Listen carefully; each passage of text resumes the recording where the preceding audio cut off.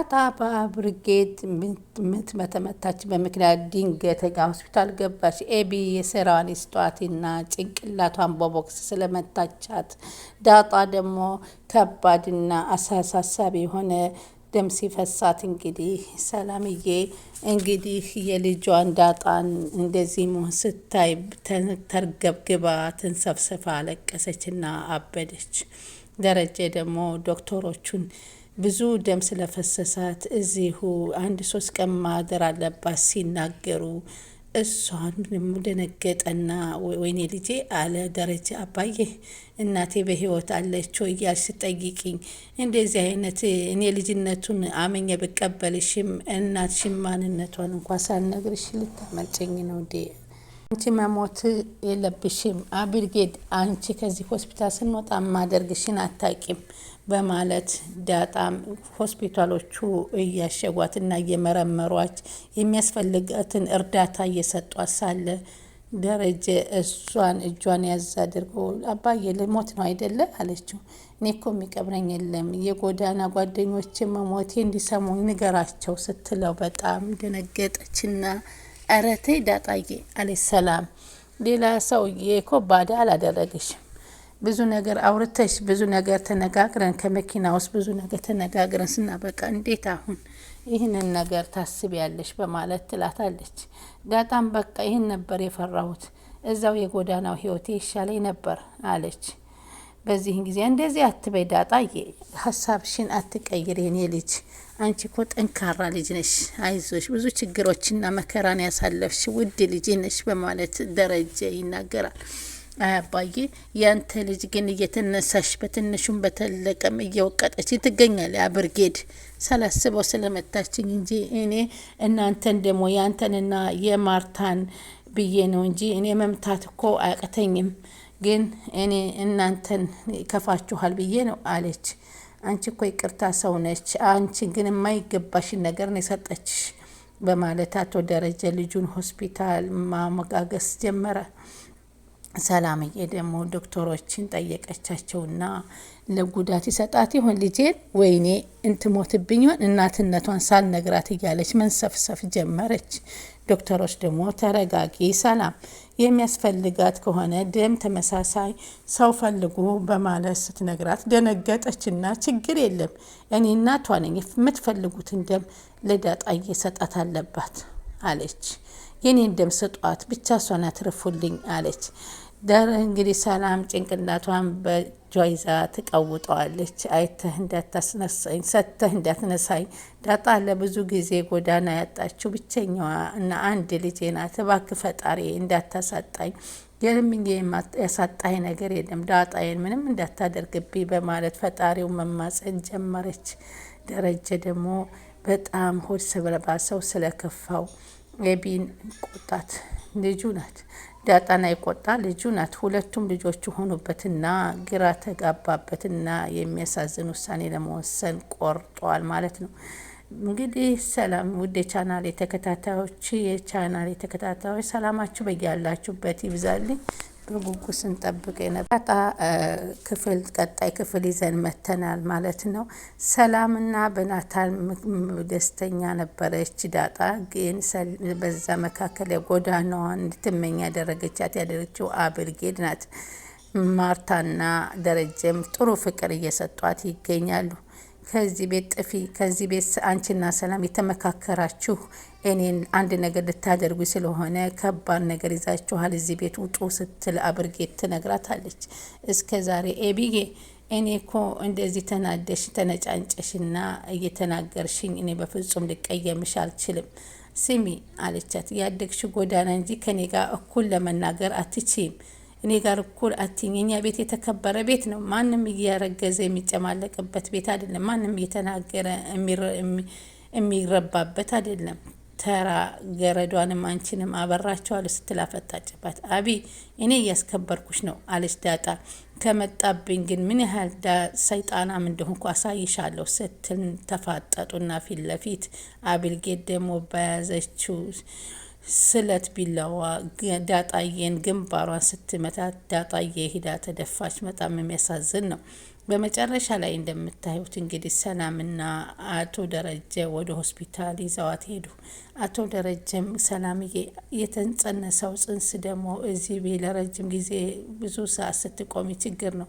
አንቺ ወደ ቤት ሂጂ፣ እኔ እሷን እጠብቃታለሁ፣ ሁሉንም ነገር አሳውቅሻለሁ። ወደ ቤት ሁሉን ነገር አስተካክዬ ለእናንተ ቤት መከራየት ፈልጋለሁ አለችው። አይ ጋሼ አትጨናነቅ፣ እንዴት ዳጣን የመሰለ ሄዲ እንጀቴ አይጨክንም፣ ጥያት ሊሄድ አልችልም፣ እቤት እጄ እንቅልፍ አይወስደኝም አለችው። ለጽንሱ ስትይ መሄድ አለብሽ ሲላት፣ አይ ምትይ ከሆነ ደግሞ የእኔ ትዕዛዝ አትጣሺ ሲል አላት። ግድም ችግር የለም ያልከኝን አደርጋለሁ፣ የዳጣን ነገር ግን መጨረሻ ሳላይ መሄድ አልችልም ስትለው፣ ደረጀ ደግሞ እንዴ ሰላም ምን ሆና ነው ዳጣ ዳጣ የምትለው ልጇ መሆኗን አውቃ ይሆን?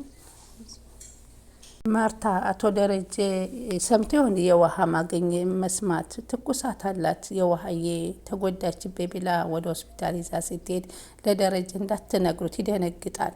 እኔ አሳክሜ እመለሳለሁ ብላ ለሰላም ተናገረችና ይዛት ሄደች።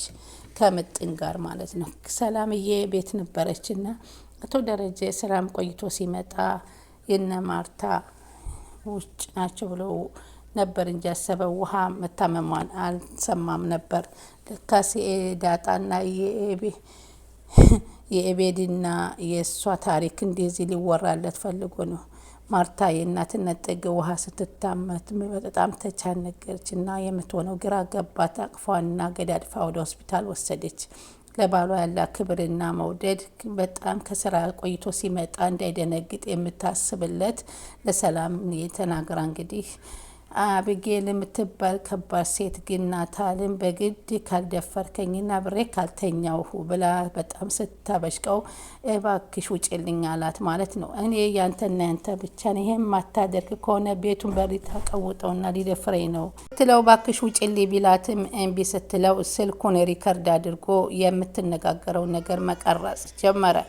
ከዛ በኋላ ሙጣልኝ ስትለው እባክሽ ውጪ ቢላት እምቢ ስትለው ከዛ በኋላ አብሬ ካልተኛው ብላ ስታስገድደው በቃውን ቀርጨሻለሁ፣ ይህን ለእናቴና ለአባቴ ሳላሰማቸው ለማርታና ውጪልኝ ሲላት አባቴ አባቴ የምትለው እኮ ያንተ አባት አይደለም የኔ አባት ብላ ስትናገረው ውጪልኝ ሲያደነገጠች።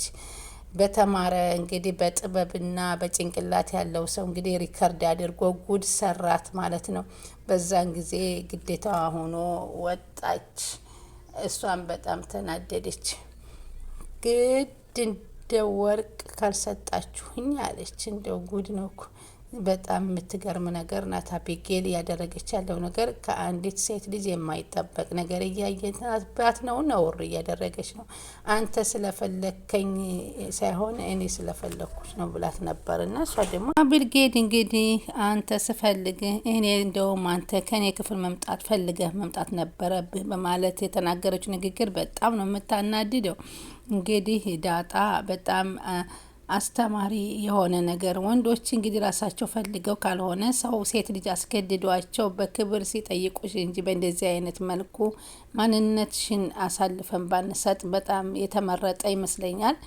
ሌላውና ትልቁ ነገር ደግሞ ኤቢ እንግዲህ መጨረሻ ላይ በእንደዚህ አይነት ሳይሆን መቆጣጠር ያለብሽ እኔ እንዲቀርብሽና እንዲወድሽ ከፈለግሽ ጥሩ ሴት ሁኚ ሲላት፣ ጥሩ ሴት ማለት ምን ማለት? አንገት የማድፈን ማስመሰል፣ ስሜት የመደበቅ ወይንስ ያንተ ልብስ ማጠብ፣ ለአንተ ምግብ መብላት መስራት ነበር ያለችው። እሱ ግን በተረጋጋ መንፈስ ያበችውና የለኮሰችውን ክብሪት ለማብረድ ብሎ እያቀዘቀዘ ረጋ ብሎ እየተነጋገራት ነበር። ዳጣም እንግዲህ መጨረሻ ላይ እንግዲህ ከናታንና ከውሃ ጋር አብረው ቁጭ ሲሉ ውሃ የዳጣን ጀግንነትና ኃይለኝነት ለናታል እየነገረችው ነበር። እሱም በትኩረት ዳጣን ፍጥጥ ብሎ እየተመለከታት ነበረ። ዳጣም ቆይ አንተ ልጅ ፈዘዝክ እኮ ሞትክ እኮ እንዴት ብለህ ነው የምታየኝ? እንደዚህ እየሆንክ ያለህ በፈጠህ ለምታየኛለህ? በማለት እንግዲህ ዳጣም ስትጠይቀው አይ እኔ እንዲሁ ነው ያየሁሽ በማለት አይን አፋር እየሆነበት ነበር። ባለፈው ቴክስት ተቀይመሽኛል እንዴ ዳጣ አላት። አይ ምንም አልተፈጠርም፣ ያኮ አለፈ፣ አንተ እኮ ሳታውቀው ነው አለች። ሰላምዬ እንግዲህ ናታንን እንድታገባለት እንግዲህ ዳጣን አጥብቀ ያዝ እያለች ትመክራታለች። ዳጣንም ደግሞ እየሄደች እባክሽ ይሄ ልጅ እንዳያመልጥሽ፣ እንደሱ አይነት ልጅ እኮ አይገኝም አለቻት። ዳጣ የምን ሆነሽ ነው ዛሬ ደብሮሻል አለቻት። ሰላምዬ አንቺ እንደውም አረፍ በይ እኔ ላግዝሽ ስትል ዳጣ ትናገር። የዚህ ቤት ስራ እኮ ቀላል ነው ብዙም ይጎዳ አይደለም አለች። እንደዛ ነው እንዴ አለች ደግሞ ዳጣ። አሁን ምንሽ ዳጣዬ እኔ አንቺ የምትይኝ ሰላምዬ ለምንድን ነው ከናታል የምትርቂው? እኔ አራኩም እኮ አብልጌድ ከናታ ጋር ደስ ስለማይላት ለአብልጌድ ብዬ ልተውላት ብዬ ነው አለች። አሁን እኔ ነገር ስለሰለቸኝ ከእሷ ጋራ ነገር መቅጠም አሰልችቶኛል አለቻት። እንግዳውስ እውነቱን ልንገርሽ አለቻት። ይህንን የመሰለ ልጅ እንዳታጭው አለቻት። እንደዚህ ያለ ልጅ እውቀት ያለው ጸባይ ያለው የመሰለ ልጅ እንዳያመልጥሽ ናታልን አለች። በዛ ላይ ደግሞ የሀብታም ልጅ ነው፣ እንዴት ይህን ሰው ልትተዩ ትችያለሽ? በማለት እንግዲህ ዳጣዬ እኔ ካንቺ በላይ አላቅም እንጂ ናታን በጣም የሚወድሽና የሚያፈቅርሽ ሰው ነው። ስለዚህ አንዳንዴ ከኤቢ ጋር የምታየው አንቺን ለማናደድና ለማቃጠል የታሰበ ነገር ነው። ስለዚህ አንቺ እውነቱን ልንገርሽ አብራችሁ ስትሆኑ እንዴት ደስ እንደምትሉ አንቺ እየራቅሹ እየሄድሽ እንጂ እሱ ግን አንቺን ለመቅረብ ብዙ ጥረት እያደረገ ነው። ስለዚህ እባክሽ ሰላምዬ እኔ ብዙ አላማና እቅድ አለኝ፣ ማበላሸት እቅዴን አልፈልግም። ቆይ አንቺ እቅድ ምንድን ነው አለቻት። የሚነገር አይደለም አለች። ምክንያቱም ዳጣ እናቷን መፈለግና እናቷን ማገኘት ነው የምትፈልገው። ይህንን እኮ ጎን ለጎን እያስኬድሽ እንግዲህ እጣሽና እቅድሽን ማሳከት ትችያለሽ አለቻት። አይደል አለች እና ዳጣ እውነቱ እንደዛ ነው አለች። ሰላምዬ አመሰግናለሁ፣ ሞክራለሁ። አዎ የገባሽ ልሽ እንደዛ ነው የሚባለው አለቻት ማለት ነው። እንግዲህ ሰላምዬ ይቺ ኤቢ የምትባል ሰይጣን ከማን ያረግሽው ልጁ የማን ነው? መመርመር አለብሽ የናታል ነው ወይ እያለች ግራ ስታጋባት፣ እንግዲህ ሰላምዬ ደግሞ የናታል ክፍል እያጸዳች እያለ ቆይ ኤቢ ችግርሽ ምንድን ነው? ከኔ ጋር ያለ ከጊዜ ወደ ጊዜ ትሻሻያለ ብዬ ብልሽ ጭራሽ ጠንቶብሻል። የባለጌ ልጅ አሳደግ የበደለው እንዳለልሽ ቤተሰቦችሽ አብሬያቸው ኑሬ ያለሁ እዚህ በጣም መልካም ሰዎች ናቸው። አንቺም በአንቺ ቆሻሻ ስራ የሚነሱ አይደሉም። ምን ሆነሽ ነው? ምን አግኝቶሽ ነው ይሄን ሁሉ ክፋት? ጭራሽ በናታል በመወደው ልጅ የተጠረጠኛለሽ። ስለ እኔ ማርገዝ አለማርገዝ አንቺ ምን አገባሽ? ለምን ትጨናነቂያለሽ? ምንም ያገባሽ የለም መስልሽን። ከዚህ በኋላ መስመርሽን እንዳታልፊ ስትል አስጠነቀቀቻት። ከዛም ግራ ገባትና ዳጣን አማከረቻት። ዳጣ ሰላም እንደዚህ ትላታለች። ለእኔ ባል የሚሆን አምጭልኝ። ይቺ ኤቢ ከማን ያረገሽው? ከምን ያረገሽ? አሰቃየችኝ አለቻት ለዳጣ።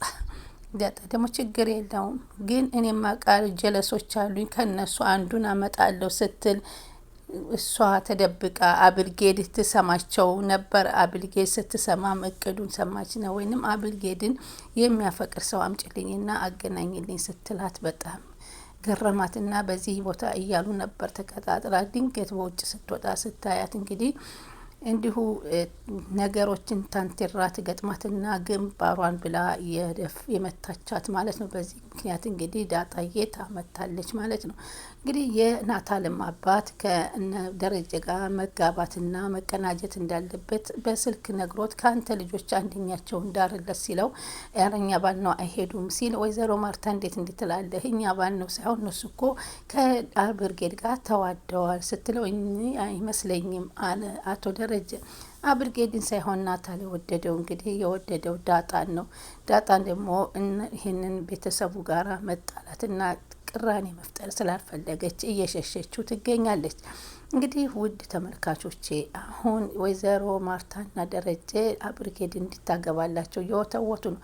ናታል ግን አብርጌድን እንደማያገባት በተደጋጋሚ ነግሯል። ዳጣ ደግሞ ሰላም እንዲታገባ እንዲጋቡላት ሰላም ደግሞ ግፊት እያደረገች ትገኛለች።